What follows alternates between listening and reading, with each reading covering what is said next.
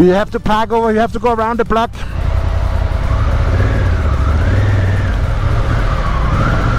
Gracias.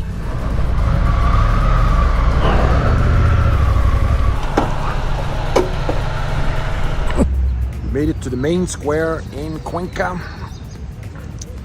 The classic statue in the middle of the park. The church on one side. Got the government building on the other side. Classic Spanish architecture and city planning. And as you know, maybe you don't, but my understanding was that the reason why they made this design was so they could get all the indigenous people in here, and then they could easily control them from the four corners. As you can see, there would be a corner right here, and there would be a corner in each of the